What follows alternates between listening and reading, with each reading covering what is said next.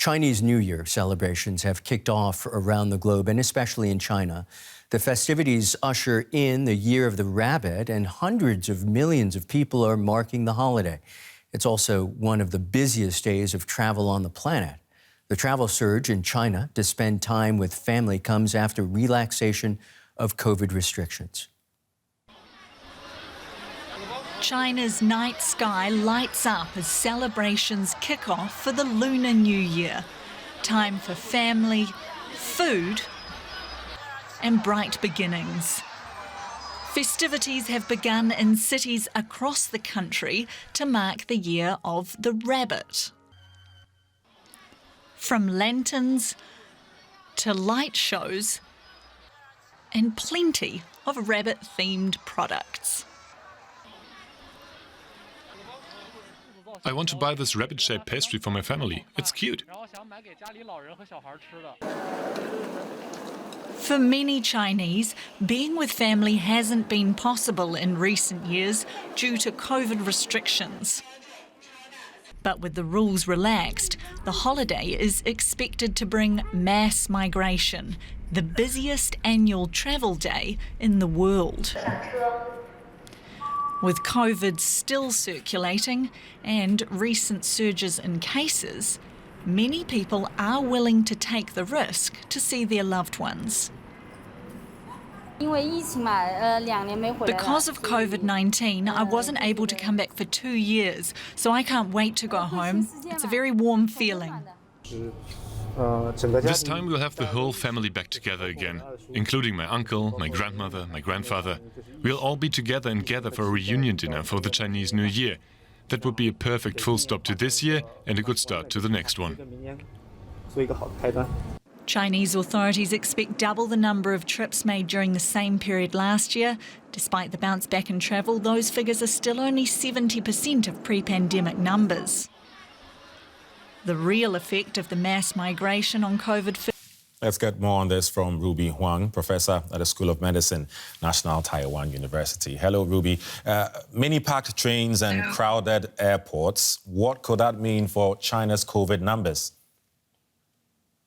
I think nothing can compare to the festive season, especially the Lunar New Year. The Chinese New Year is one of the most important festivity for Chinese people, and many of the Chinese people haven't been able to make this trip for the past 3 years. So for this year, it's particularly important for them. So crowded trains, packed airports, I don't think this will dampen their motivation of going back home to be reunited with their families. Yes, for sure, we will definitely see an increase of the COVID numbers, but because this direction of traffic is majorly from the urban area to the rural area, and I think we've already seen several waves of the COVID infection in the urban areas after the relaxation of the COVID. So, most of the people making this trip probably have got their COVID. So, but we will only be able to see the actual number, whether there will be a sharp rise, a spike of the COVID cases, indeed, several weeks after. Okay, talking about COVID numbers, Beijing says the infection numbers are at a relatively low level. Other experts warn China is playing down the risk of a new wave. What's your assessment? I think this is the issue that every one of us outside of China has been stressing. We think that not only their infection number is questionable, also their mortality number, their death toll, is far less than what we would expect. So I think this official figure, we might not be able to get it from the Chinese official. We might be able to get it from secondary data. In terms of deaths, we probably could see from people getting pension the year before and the year after, or the general population census data. Then we would have a glimpse of what the impact on the population in general in the future. Okay, Ruby Huang, professor for medicine at the National Taiwan University. Thank you. Thank you for having me. Correspondent Fabian Kretschmer joins us now from Beijing. Fabian, I understand you've just come from the airport yourself. So tell us what this Lunar New Year looks like at the travel hubs and also out on the streets.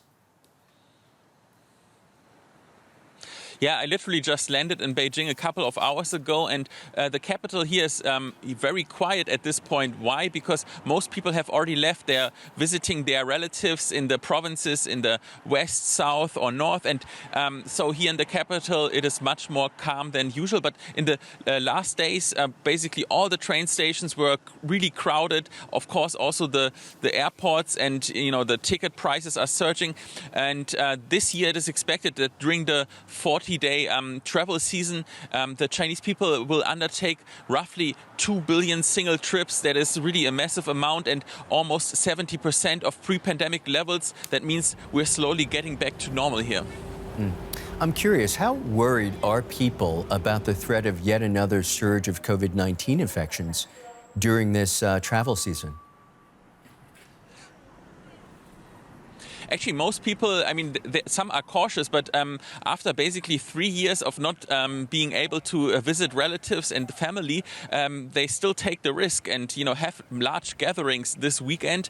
Well, of course, authorities are worried because, especially in the provinces, the health system is not really very good, and it's basically a super spreader event. But on the other hand, the authorities are very transparent to make it very difficult to really assess the situation here. The Health Commission has said that 60,000 people have died here since early December, when China basically lifted zero COVID restrictions. But experts say that this is really far too low. For example, London-based Airfinity, that's a company which basically has a model to predict how many people have died. They say that 600,000 have died. So that's really a big difference. But we don't know so much. And also there's a lot of, a censorship crackdown going on. So really hard to assess the situation.